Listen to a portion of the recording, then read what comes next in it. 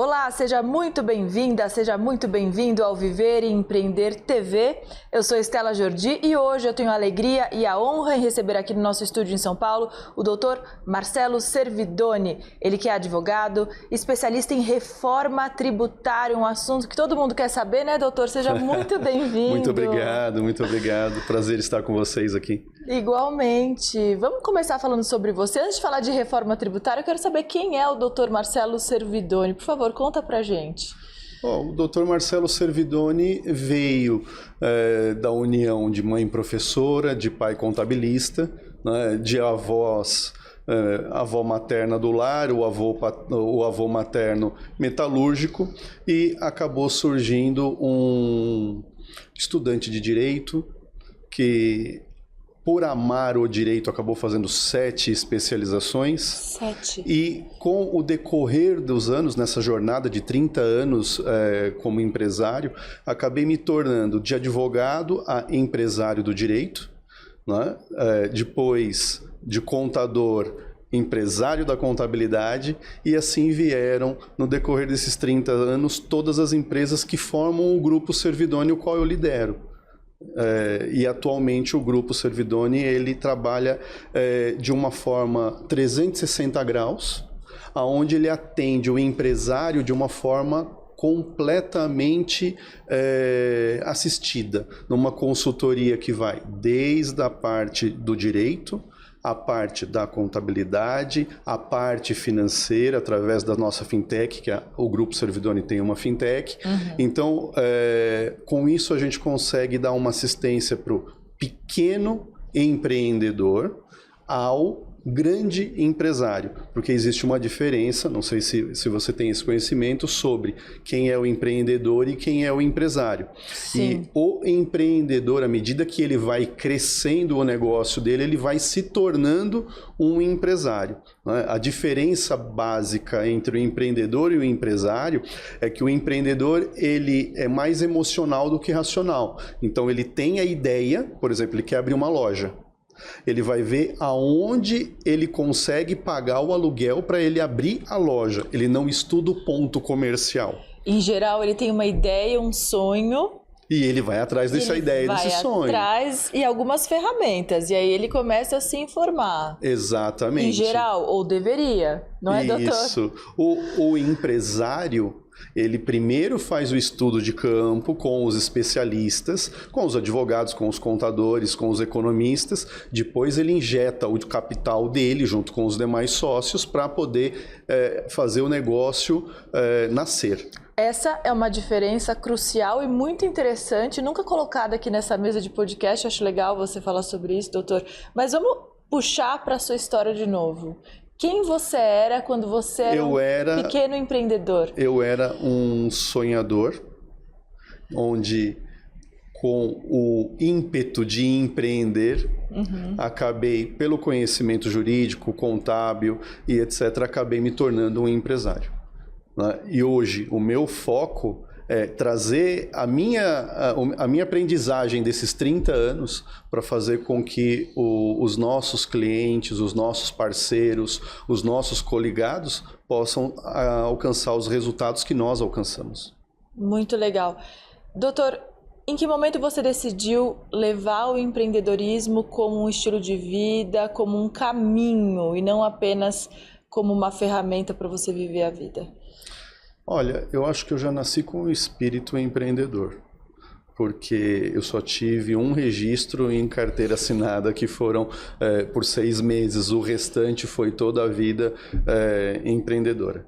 Então, assim, aos 14 anos, 14 para 15 anos, naquela época podia, hoje já não pode, tem que esperar chegar aos 16, mas aos 14 aos 15 anos eu já tinha uma oficina mecânica na garagem de casa. Uau! Né? E aqui você atribui essa vontade de empreender logo cedo? Eu acho que foi muito o incentivo que o meu avô me deu. Você acha que isso é aprendido? Você quer ver? Eu não vou te dar um exemplo, eu vou contar um pouco da minha história. Por favor, adoramos histórias aqui, afinal. O meu avô só tinha o primário, né? Eu fui criado pelos meus avós maternos. O meu avô só tinha o primário e a minha avó só sabia escrever o nome. O que aconteceu? Quando eu cheguei aos meus 10, 11 anos de idade, o meu avô me chamou e disse assim: agora você tem mais estudo do que eu. Tá aqui o meu imposto de renda do ano passado, tá aqui a máquina de escrever. Você tira, por exemplo, o do ano passado, faça o meu imposto de renda porque eu vou entregar no banco. A partir de hoje eu não pago mais despachante. Então, ali ele já estava te ensinando uma profissão. Ali ele já estava me ensinando uma profissão. Eu comecei a fazer imposto de renda com 10, 11, 12 anos de idade. Incrível. E eu tenho a máquina de escrever guardada e eu tenho o meu primeiro imposto de renda feito guardado. Lembra a marca da Olivete. Uma Olivete. Uma Olivete verde. Eu tenho uma Olivete verde. Eu ia falar, eu tenho uma verde, mas que, claro que não era minha naquela época, porque eu nem existia, mas eu comprei numa feira de antiguidades. Eu amo Olivete. Se quiser colocar a imagem dessa Olivete aqui nessa entrevista, podemos colocar. Combinado, eu mando pra vocês. Por favor, edição, vamos pôr que com certeza tem um valor inestimável para você. A máquina e o imposto de renda. Tem o papel? Tenho papel. Eu tenho intenção no futuro de fazer um museu. Uau, né? Sensacional. E depois disso veio a parte econômica. Meu avô, ele como metalúrgico, ele recebia, naquela época se recebia em dinheiro. Então ele chegava em casa, ele colocava o dinheiro em cima da mesa, somava todas as contas do mês, tirava o dinheiro das contas, separava 50% do dinheiro e ele chamava minha avó e falava: olha, aqui essa metade é sua, essa metade é minha. Uau. Né? E dizia para minha avó: o que você quer fazer da sua? Vai ficar tudo aqui? Você quer que eu levo para o banco? Porque minha avó tinha uma conta poupança que era dela. E o meu avô, uma conta poupança que era dele. O meu avô era o típico homem provedor. E moderno, porque não era conta conjunta, já era uma outra visão de mundo. O meu avô abriu a minha conta no Banco Itaú, uma conta poupança, eu tinha 10 anos de idade. Né? Então, justíssimo. Justo. Então, assim, o que o meu avô me ensinou a partir dos 10, 11 anos de idade? Eu não faço mais contas, agora é você, tá aqui o dinheiro. Então, eu com ele ao meu lado, fazia o cálculo do quanto era para pagar as contas, o quanto dividia para o meu avô, quanto dividia para minha avó, e eles decidiam quanto ia guardar. E ali você já começou então com uma sementinha do que é gestão, do que é uma gestão empresarial, gestão financeira, e praticamente brincando. Exato. Uma brincadeira um tanto séria, né? Sim. Porque a partir dali... Com 12, 13, 14 anos, eu fui trabalhar de ajudante de mecânico na oficina do seu Martins.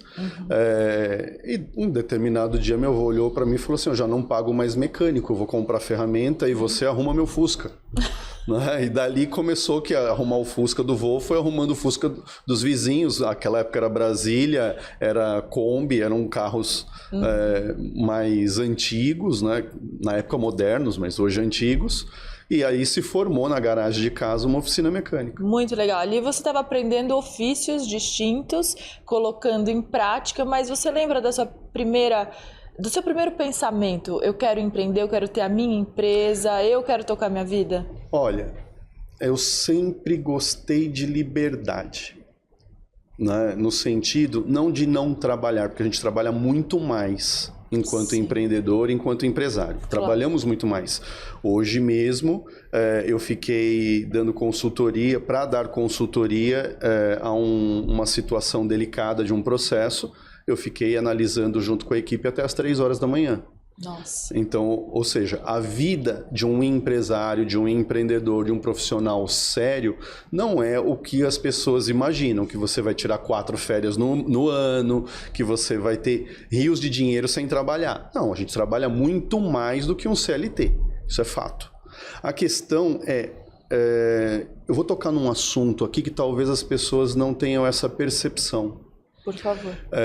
Há pessoas que são muito comunicativas e elas não conseguem ficar à frente de um computador 1, 2, 3, 8 horas do dia trabalhando num serviço burocrático, seja ele qual for. Pode ser de TI, pode ser de engenharia, pode ser de advocacia, pode ser de contabilidade. Não importa qual. Ficou ali em frente do computador, se a pessoa tem um perfil, uma personalidade agitada, ela não consegue. Então qual é o perfil dela? O perfil dela é comércio. Então a primeira coisa que nós temos que identificar no empreendedor, no empresário, em nós mesmos, é qual é o nosso perfil. Autoconhecimento. Exato. Então, assim, tem muitas pessoas que às vezes me procuram querendo um conselho de qual carreira seguir, qual empresa seguir, e eu digo, a primeira coisa que você tem que fazer é saber qual é o teu perfil. Você vai conseguir ficar 8 horas sentado? Vou te dar um Você e uma máquina. Exato. Eu vou te dar o exemplo de uma pessoa que eu conheci no passado, em que a família quis ajudá-la, comprou, na época, uma banca de jornal para ela poder se levantar financeiramente, e ela faliu a banca de jornal.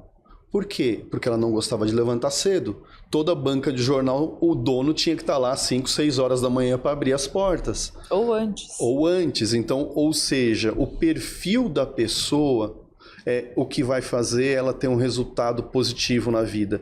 Tem mulheres que preferem estar em casa cuidando da família. E tem mulheres que preferem estar na rua fazendo resultados financeiros. Né? Então, assim, são perfis diferentes. O que desgasta é quando quem quer estar lá na rua trabalhando, no comércio, por exemplo, ter o perfil do comércio, vai lá e se força a ficar num escritório. Ou vice-versa. Né? Ou a mulher que tem o perfil de família, de mãe, né? E ela tá lá na rua tentando fazer dinheiro para trazer para dentro de casa. Quando há essa confusão de personalidade, é que acaba dando errado. Na minha vida, o que deu certo foi que desde criança os meus avós me incentivaram a fazer de tudo. Então, ou seja, o meu avô tinha um lema. Tira a carta, porque se você estiver desempregado, você vai dirigir táxi. Qual o nome do seu avô? Francisco. Francisco. Então, assim, quando você tem um incentivo grande, como, assim, o meu pai tinha que trabalhar, a minha mãe tinha que trabalhar. O meu avô, quando eu já estava com meus 7, 8 anos de idade, meu avô se aposentou. Então, o tempo de atenção dele para com a criança, o tempo de atenção para o adolescente era grande. Então, ele me ensinou a vida dele, como ele pensava, né, pela disponibilidade de tempo que ele tinha. O meu pai me ensinou outras coisas com a disponibilidade de tempo que ele também tinha. E assim a minha mãe, e assim a minha avó. Então, ou seja, no frigir dos ovos, né, se a gente pegar o todo, quem é o Marcelo Servidoni? É o cara que consegue ficar 8 horas sentado no serviço burocrático, mas que precisa de adrenalina. Então, aonde vai na adrenalina? Vai no automobilismo. Vai lá correr em Interlagos, vai correr em outras pistas pelo Brasil, já corri nos Estados Unidos. Então, ou seja, você consegue atrelar a sua necessidade de um pouco mais de agitação, de adrenalina, versus aquela capacidade de concentração e de hiperfoco. Porque hoje, no mundo em que nós vivemos, se você não tiver hiperfoco no que você está fazendo, as redes sociais, o mundo, como ele está nessa velocidade absurda de informação... O mundo quer a sua atenção. A sua atenção é uma mercadoria. Exato. A partir daí, você não consegue muitas vezes se concentrar, se focar. O que te dá resultado na vida é o teu foco. Sim. Não que você não possa fazer várias coisas, mas todas as coisas que você faça, você tem que ter o foco. Sim. Pegando esse fio da meada, o que é empreender para você, em poucas palavras? Coragem. O que mais? Persistência. Olha, o empreender, para que a pessoa diga assim, eu vou ter sucesso empreendendo. É ela saber que em menos de 5, 10 anos ela não vai ter um resultado para ela comprar um carro zero, uma casa bonita, maravilhosa. Não, é 5, 10 anos de trabalho árduo, onde tudo que você supostamente tem de lucro tem que ser reinvestido no seu negócio. Muitas pedras no caminho. Eu não digo que há muitas pedras no caminho. Eu digo em que o mundo atual fez parecer que tudo é muito fácil. Nunca foi, nunca mudou. Se nós pegarmos o nosso tataravô que veio de navio lá da Europa para o Brasil, foi difícil. Se você for hoje, 2026, numa viagem de navio de 7 dias aqui em Santos, pegar um navio para você passear com a sua família, você vai se desgastar para entrar, você vai se desgastar lá dentro, você vai se desgastar para desembarcar na praia que você quer conhecer, você vai se desgastar para voltar para o navio e depois para desembarcar em Santos de novo. Mesmo numa viagem de lazer. Mesmo numa viagem de lazer. O que acontece é que as redes sociais e o mundo digital, ele traz um teatro. Né? Vamos comparar com a novela? Quando você viu o mocinho rico aparecer com o cabelo despenteado porque ele teve uma reunião exaustiva? Jamais. Jamais. Não se retrata isso. Não. Quando você viu aquela mulher empreendedora, aquela mulher que luta com a maquiagem fora do lugar numa novela? Nunca. Então você pega as redes sociais, Instagram e etc. As pessoas só mostram o lado bonito. Claro. Né? Por quê? Porque o lado constrangedor da vida, que é o lado difícil, dói. Por que os psicólogos ganham tanto dinheiro? Porque as pessoas não conseguem se autocurar. Porque elas têm medo de falar sobre os problemas. Porque o advogado de família tem muitos clientes. Porque as pessoas não têm coragem de olhar uma para o olho das outras e poderem tratar de uma situação de patrimônio, de uma situação de guarda de filho, de uma situação de divórcio. Sim. Então se socorre a um terceiro. Né? Porque as grandes empresas têm advogados trabalhistas, tributários, etc, etc. Só que você pode ver que as multinacionais, elas têm 2 departamentos distintos. Ela tem um departamento que lida com o contencioso, que é aquelas demandas que vêm da rua, mas ela tem um outro departamento que é aquele que lida com o consultivo. O que nós vamos fazer para não ter problemas? Então, quando você pega hoje uma vida totalmente voltada para o bonito, para o belo, é bem diferente da realidade. E aí dá um choque psicológico. É muito diferente.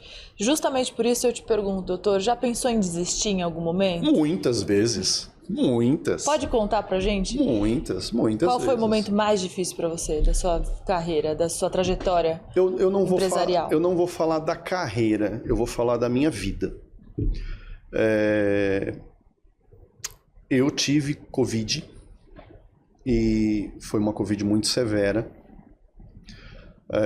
Logo no começo da pandemia? Logo quando deram a primeira dose de vacina. Tá. Que foi aquele momento em que todo mundo relaxou e achou que estava bem. Eu fui muito bem assistido pela equipe médica. Fiquei na UTI diversos dias. Eu perdi cerca de 15 quilos de massa magra. Eu saí com sequelas de pulmão, coração, musculatura, eu saí sem andar. Meu Deus. E me vi líder do meu grupo de empresas numa situação vulnerável. Então, por que foi muito difícil? Porque naquele momento eu tive que tomar a decisão se, entre aspas, eu me aposentaria ou se eu lutaria. Não só pelos negócios, mas também pela vida. Claro. Não é? Então, foram cerca aí de 2 anos de trabalho árduo, de médicos com muita competência que cuidaram de mim, do pulmão, do coração, da musculatura, fisioterapeutas e tudo mais. Só que se você não tem o seu lado de decisão e de esforço, você desiste, não só dos negócios, mas da vida também. Aquela força interior. Eu costumo dizer que quando você chega no fundo do poço, você só tem uma alternativa: subir. Não tem mais para onde cair. Então esse foi o momento em que eu vi o meu lado empreendedor, o meu lado de resiliência, o meu lado empresário. Olha como é válido o lado empresário. Eu fiquei doente, nenhuma das empresas pararam de produzir. E aí que você... Essa é a diferença do empreendedor para o empresário. O empreendedor, ele toma tudo para ele. Tá. Se ele tem um hortifruti, Ele vai lá fazer a compra, ele descarrega a compra, ele descasca a compra, ele coloca lá para vender, ele é o cara que empacota, ele é o caixa que recebe. Se ele ficar doente, acabou o negócio dele. Sim. O empreendedor, ele tem a característica de iniciar o negócio, mas muitas vezes o negócio dele não dá sequência por fatores até da vida pessoal, porque todos nós podemos ficar doentes. Ele depende só dele ali. Né? Então, se o meu lado empresário não existisse, o grupo Servidoni teria morrido. Né? Então, assim, eu tenho uma equipe excepcional que segurou firme todos os setores das empresas, todos a crise da minha ausência, com muito profissionalismo, e por isso nós estamos de pé. Mas porque eles já estavam preparados, você já havia delegado muito bem as funções, né, doutor? Sempre que eu inicio um novo negócio, eu inicio pessoalmente. Tá. À frente do negócio. A partir do momento em que a engrenagem começa a andar, eu saio de cena e monto um outro negócio. Você já criou o filho para o mundo. Exato. Como você lida com a responsabilidade de orientar tantos empresários a tocarem seus negócios desta maneira, doutor? Olha, eu acredito que eu estou só transferindo um legado, porque eu me lembro muito bem do meu primeiro mentor. O Dr. Newton Roque Monteiro era um dos advogados mais antigos de São Paulo. Eu estava na financiadora Mapping, ele era o único advogado da época lá, ele junto com a assistente dele, que era a doutora Maria do Carmo. Ele me chamou na sala dele e disse assim: gostei de você. Você sabe qual é o meu maior desgosto? Eu falei, não. Eu tenho X anos como advogado, eu tenho X conhecimento, eu tenho 80 e poucos anos de idade e o meu conhecimento vai morrer comigo. Eu falei, mas como assim? Ele disse, porque eu tenho só uma filha e ela quis ser médica. Aí ele pegou e falou assim, vamos ver do que você é feito. Eu vou transferir para você o meu conhecimento. Uau. Toda sexta-feira ele me dava um livro de cerca de 500, 600 páginas para eu ler. E assim eu li praticamente a biblioteca dele, do escritório que ele tinha. E eu posso te dizer que no meio da faculdade de Direito eu já sabia muito mais, já tinha muito mais conhecimento do que colegas que faziam pós-graduação, já eram formados e tal, graças ao doutor Newton Roque Monteiro. Depois eu tive um segundo mentor, que foi o doutor Eumídio Talavera Medina. Excepcional advogado. Então, eu me vejo no direito de transferir meu conhecimento. Só que tudo que é de graça não tem valor. Se eu falar todo o meu conhecimento aqui e nós jogarmos em rede aberta, as pessoas vão olhar e não vão dar valor. Mas a partir do momento em que elas marcam uma consulta contigo ou pedem para ir lá fazer uma reunião com a diretoria da empresa deles e você entra num ambiente consultivo, a tua palavra começa a ter valor. Então, assim, eu não nego de forma alguma a transparecer o meu conhecimento, que nem estou fazendo aqui, e nem de passar o meu conhecimento, desde que eu entenda que exista um valor agregado a isso, e não necessariamente esse valor é dinheiro. Eu já cheguei a dar conselhos para amigo que ia comprar a franquia XPTO, de ficar 2, 3 horas dando o meu conhecimento, explicando por que não iria dar certo, e no final eu dizer assim, olha, tem gente que me paga R$5.000 pelo que eu acabei de te falar. E a pessoa simplesmente colocar de lado e fazer. Aí depois, 2, 3 anos para frente, vem me procurar com uma dívida tributária enorme. Você tinha razão. Exato. Então, eu atribuo a minha vontade de crescer, de fazer algo por esse mundo. Eu acho que nós somos muito devedores a Deus pela nossa vida. E se nós passamos, por exemplo, pela Praça da... Não vamos falar da Praça da Sé, vamos falar do metrô Sé. Sim. No Metrocé, o meu tio que já é falecido, ele foi um dos engenheiros que trabalhou na obra do metrô Sé. Só contextualizando aqui para o nosso público, para os nossos telespectadores de outras cidades, Metrocé é o mais movimentado da cidade de São Paulo. Posso dizer isso? É a estação mais movimentada? Eu acho que não só de São Paulo, né? É praticamente do Brasil. Do Brasil, quiçá da América Latina. Sim, exato. Então, o que acontece? Quando a gente passa ali pelo Metrocé, quantas pessoas não deixaram um pouquinho do seu legado ali? Sejam elas pedreiros, sejam elas engenheiros, aquilo está há décadas e nós passamos e aquelas pessoas deixaram legado. Então eu acredito que a nossa vida é isso. Deus nos deu a graça da vida para que nós deixemos a nossa contribuição para as pessoas que vão vir no futuro. Sim. Então, ou seja, quando eu estou utilizando o meu conhecimento para abrir uma nova empresa, eu estou gerando empregos. Sim. Quando eu uso o meu conhecimento para ajudar você com a sua empresa a crescer, eu estou fazendo com que você construa o seu legado, gere mais empregos. Prospere. Logo, nós estamos contribuindo para a nossa existência no mundo. É diferente daquela pessoa que só faz o básico. Ela prefere comer, dormir, acordar no dia seguinte, comer, dormir, acordar. Ela também é necessária, lógico, porque seja pai ou mãe, criou alguém. Esse criar alguém foi ou trabalhou numa área da sociedade, ou trabalhou em outra, ou não trabalhou, mas faz parte do ecossistema da sociedade. Né? Esse é o meu pensamento. Deixar sua marca no mundo de uma maneira exponencial. Eu acho que eu já até deixei, mas quero ampliar.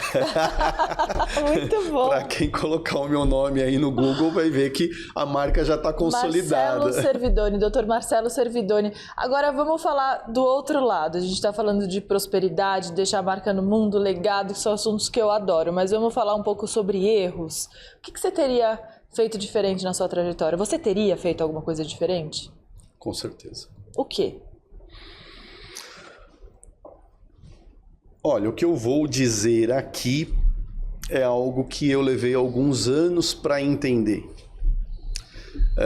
Você é jornalista. Você não precisa se formar em direito para ter um escritório de advocacia, para participar da sociedade de um escritório de advocacia.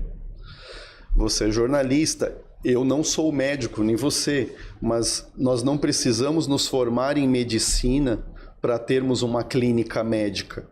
Desde que a gente preencha os pré-requisitos legais com os profissionais técnicos responsáveis por cada atividade, nós não temos a necessidade de nos especializarmos em tudo.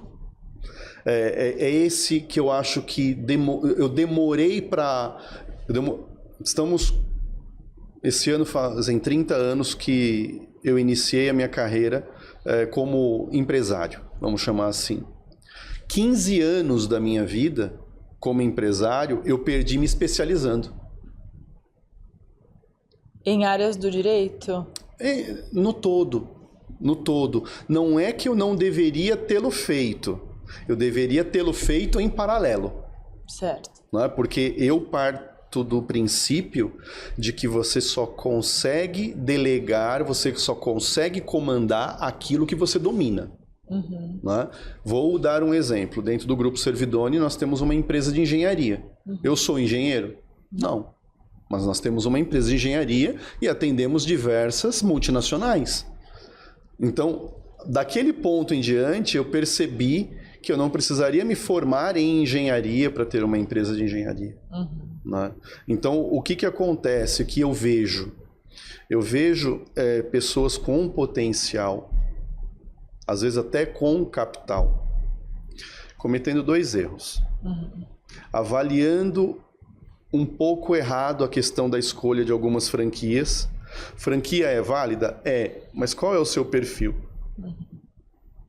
Se você não é dona de casa, o seu perfil não é comandar uma loja de franquia de bolos, por exemplo. Então, assim, se o seu perfil é mais fechado, é mais intrínseco, você não vai comandar uma loja de franquia de roupas, por exemplo. né? Se você não gosta de se vestir mais executiva, não tem como você liderar uma equipe de executivos. Então, tudo está atrelado a quem nós somos. Ao ser antes do ter. Ao ser antes do ter. E existe um parâmetro também a se colocar, onde os pais, muitas vezes, querem sobrepor a sua vontade, os seus sonhos nos filhos. Eu atribuo o meu sucesso muito ao meu avô, porque o meu avô nunca disse para mim, você vai ser tal coisa. O meu avô dizia assim, ó, aprende a consertar carro, que se você estiver desempregado, você não passa fome. Aprende a isso, que se você estiver desempregado, você não... A maior observação do meu avô durante a minha vida toda foi: aprenda algo para você não passar fome. Não era faça essa profissão. Hoje você vê crianças com perfil de liderança. Vou te dar um exemplo. Tem um menino que eu tenho muito contato com ele, e esse menino chegou no meu carro de corrida, debruçou em cima do carro de corrida sem saber falar, só, né, balbuciar, porque é criança ainda, e ficava dando ordem pro meu mecânico.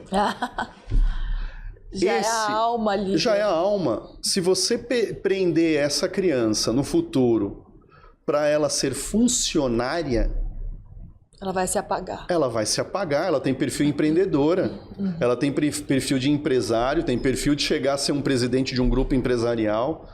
Por quê? Porque tem liderança. Né? E é isso que eu vejo que falta muito os pais darem essa liberdade para os filhos. Sem dúvida. Então, o seu Francisco acertou em cheio quando ele te deu liberdade e te mandou fazer, colocar a mão na massa. Ele não tinha medo de me chamar para ir lá sentar tijolo com ele quando precisava. Não tinha essa coisa de...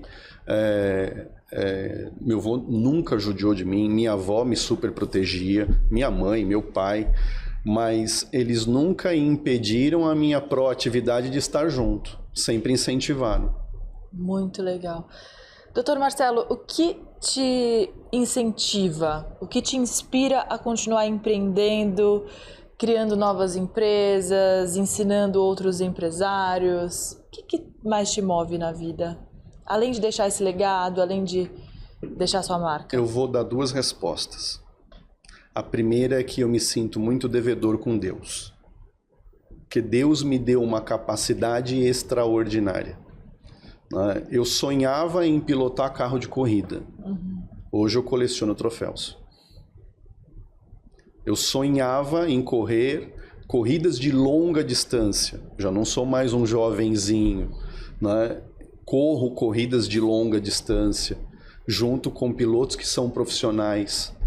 Já estive na mesma pista, no meu carro, enquanto o Rubens Barrichello estava no outro carro de corrida. Uau. Então, ou seja, a partir do momento que Deus me concede a capacidade de dar o meu melhor em tudo o que eu faço, e Ele me trouxe para uma vida próspera e com saúde, nada me diz diferente de que eu tenho a obrigação de ajudar com que as pessoas também consigam alcançar o seu próprio legado.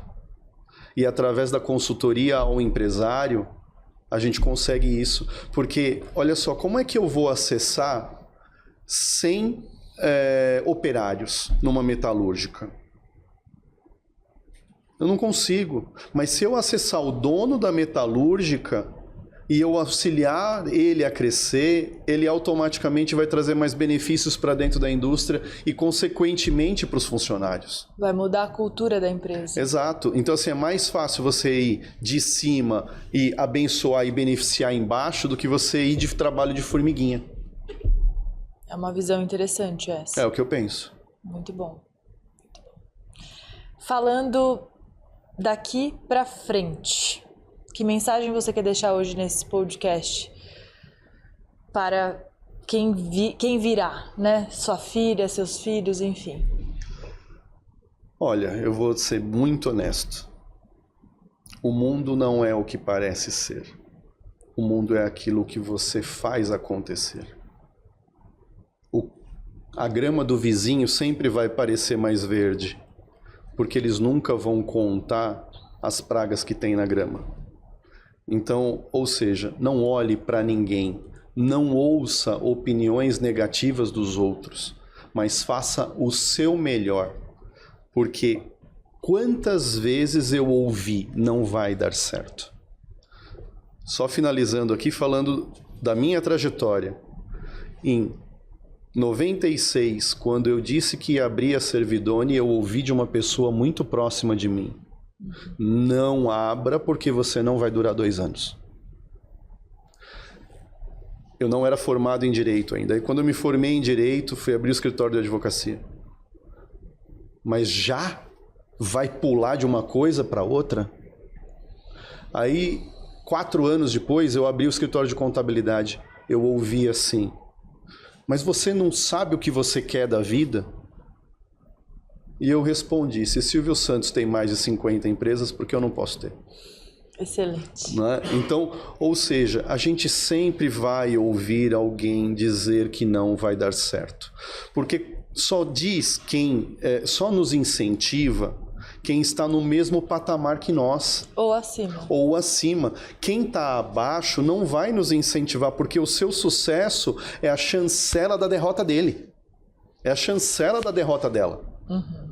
Não é? Agora, se a gente não olhar e não ouvir, e nós formos estudiosos, porque você tem que estudar, não é sair também colocando a cara a dar tapa para todo lugar. Estudar e se dedicar ao negócio. Sim, e saber. Olha, a gente tem mais 1 minuto? Por favor. Então eu vou te contar algo que aconteceu dentro da minha empresa há cerca de uns 10 anos atrás, 10, 15 anos atrás. Eu tinha uma colaboradora extremamente competente e inteligente e ambiciosa. Eu sempre montei a equipe para trabalhar interna e o meu trabalho é de presidente, não é de gerente. Eu não estou ali para gerenciar. Então, eu vou fazer reunião com outros empresários, eu vou fazer o network, eu vou estar junto com as pessoas que são necessárias eu estar para fazer os meus negócios girarem. O institucional. Exato, o institucional. Um dia ela estava voltando de um cliente, ela foi me secretariar e ela estava voltando de um cliente comigo e ela fez a seguinte pergunta: doutor, como é que faz para ficar rico sem trabalhar? Eu olhei para ela, dei risada e pensei comigo, se ela soubesse que eu durmo 4 horas por dia no máximo, diria isso. Ela jamais diria isso. Resultado, chegou um dia, ela pediu demissão e falou assim: doutor, eu vou sair porque eu vou abrir a minha loja com a minha marca. Eu falei para ela assim: sucesso. Vou ser o primeiro a aplaudir o seu sucesso. Tem todo o meu apoio. O escritório aqui também está à disposição para te atender a tua empresa. E, de fato, abrimos a empresa dela. Ela começou muito bem. Ela foi muito bem. Aonde ela derrapou? Quando ela parou de se dedicar. Quando ela confundiu a receita financeira da empresa com eu posso comprar um carro zero, com eu posso tirar uma férias de 1 mês, com eu posso agora trabalhar menos. Essa situação é que faz a queda de diversos empreendedores. Olha essa dica. Anotem, hein? Aqui no Viver e Empreender TV a gente só traz gente de muito gabarito, como o Dr. Marcelo Servidoni. Muito obrigada pela sua presença. Doutor, deixa suas redes sociais antes de ir embora, por favor. Claro, claro. A minha rede social principal é Comendador Servidoni no Instagram, né? E vocês também podem acessar o site do Grupo Servidoni, que é www.gruposervidoni.com.br. Lá vão ter os nossos canais de contato, um resumo do que nós fazemos. Não tudo, porque nós trabalhamos com alguns assuntos mais delicados e sigilosos e a gente não coloca isso nas redes sociais e nem no nosso site. Mas você que está aí temeroso da reforma tributária, com medo das taxações, pessoa física do e-commerce e coisas do tipo, pode nos procurar que nós vamos ter prazer em atendê-los e ajudá-los. Ainda vamos falar muito sobre isso, né, doutor? Espero que você volte sempre para dar mais dicas, contar suas histórias, porque foi maravilhoso, passou muito rápido. Obrigada pela sua presença mais uma vez. Eu que agradeço. Muito obrigado. Obrigada.